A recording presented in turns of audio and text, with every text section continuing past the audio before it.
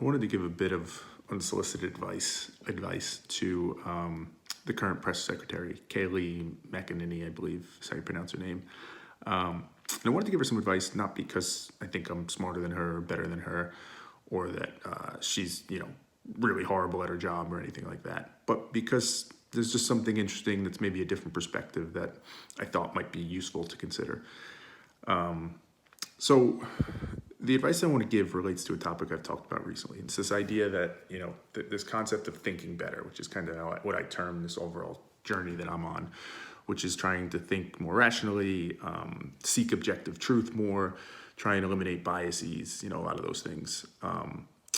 I compared it to a superpower, right? The ability to have that mental toughness and self-awareness to actually control your own mind and see things for what they are, rather than let your biases or other parts of your mind kind of jump to conclusions about things, but to really get to the objective truth. And again, to be mentally tough and self-aware enough to see it in yourself and really control your emotions and detach from them at times, all those things, right? A really amazing superpower. The challenge becomes, it's very hard to think about the positive application of that, right? Because it's so easy to be tempted to the more negative, right? It's such, if you have that power, the ability to understand and see the full chessboard, if you will, and therefore influence and manipulate people, the ability to do that becomes very high, and it's very tempting.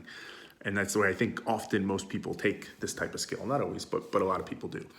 But it's often a missed opportunity. So I want to kind of compare that to the press secretary. So just for a bit of context, I should say, I've watched a bunch of her briefings recently, obviously with coronavirus, there's lots of video, and they're often very, very contentious.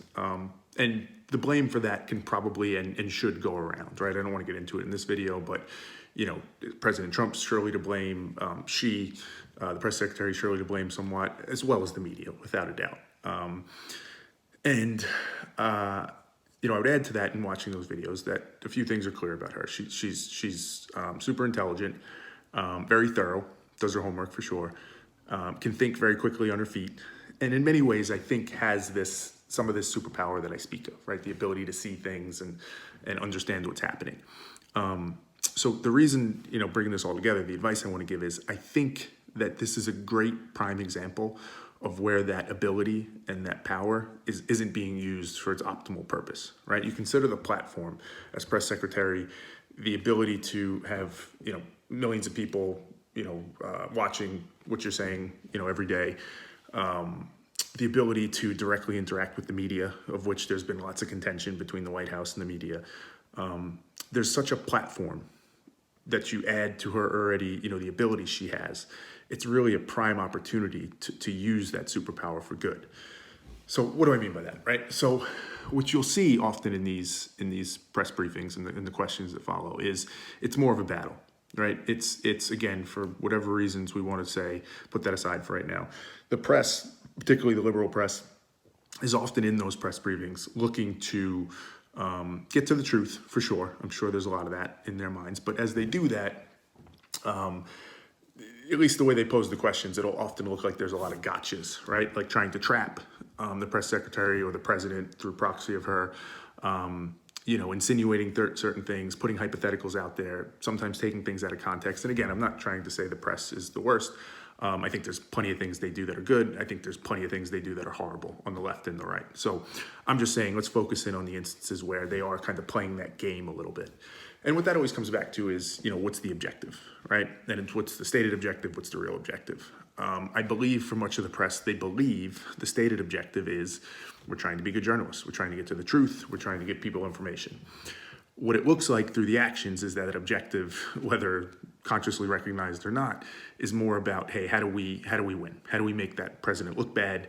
Because we know he's bad. So we have to convince people he's bad so they know it, and then we'll elect somebody better and it's for the greater good. So it's not necessarily illogical, but there's assumptions in it. And there's also questionable tactics, right? Is that really the best way to get to your end goal?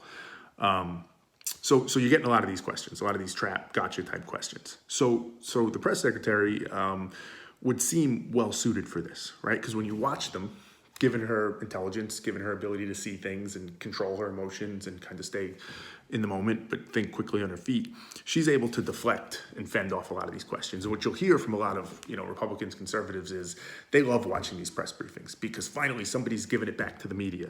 And I get that. I get that feeling good. I get that superficial feeling of, it's about time somebody sticks it back to them and, there you go.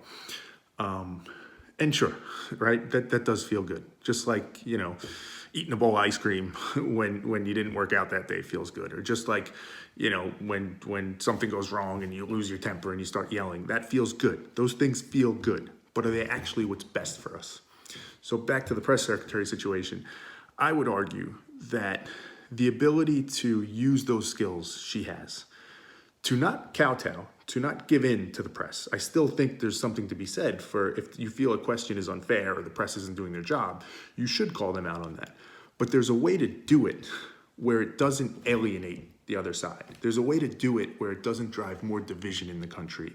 It doesn't drive, a worse outcome for us as a country. I believe there's a way to do it if your objective is such to make the country a better place, to improve the media, to really show the American public that there are things here that are happening that aren't right. There's certain questions that just their only goal is to try and win for the other side, right?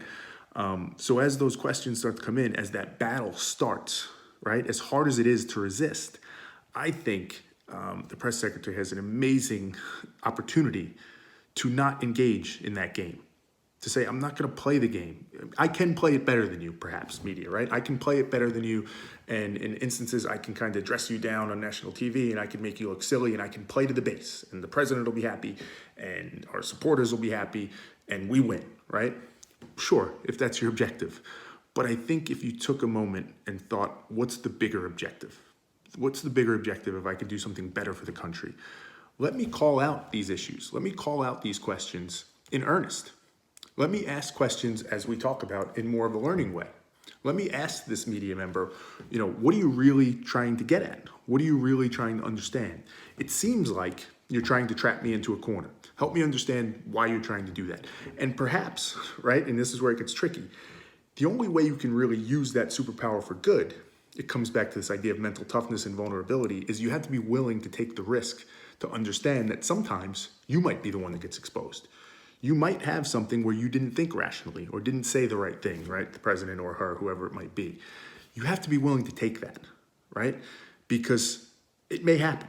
And that's the fear. That's often why people don't want to engage in that. They just want to go to battle because then you don't have to give up an inch. If the question doesn't go the way you want or you don't have a great response, you can say next question, right? Or you can just speak over the person. Or you can just refer them to some pre-written statement that you want to give. Or you can just talk loud to them. You can do all sorts of things if you're battling. But if your objective is just to actually get to a better place, there's got to be more of a give and take. You've got to show that, hey, if I mess up, I'll acknowledge it. If I don't have a good answer, I'll tell you. But let's play the right game here, right? Now, it takes two to tango, and it would take the media, I'm sure, some time to get on board with that. But I think there's opportunity, again, to showcase to the American people that this is the way it should be played. It shouldn't be a game. We should all be working towards the same objective truth. And again, if you have that ability, if you have some of that superpower, and then you have the platform on top of it to really deliver on it in a positive way, I think it's a huge missed opportunity to not do so. And again, I fully understand. It feels good to stick it back to somebody that you feel like is trying to take advantage of you or trying to wrong you. And it feels like, hey, I shouldn't let them off the hook. But you have to think bigger picture. You have to think longer term. What is that short-term satisfaction really getting you versus a longer term where it actually drives some improvement for our country? Isn't that what we all want? We all talk about that, right? We're trying to save the country. The other side's trying to destroy it. Well, here's something that would actually help the country. It'll take a little sacrifice. It's a little bit hard. But again, this unsolicited advice to the press secretary, I think you're in a unique opportunity to do it and still live up to your mandate and your mission to your boss and to the White House to protect the president and defend against the media. Just do it in a way that is productive.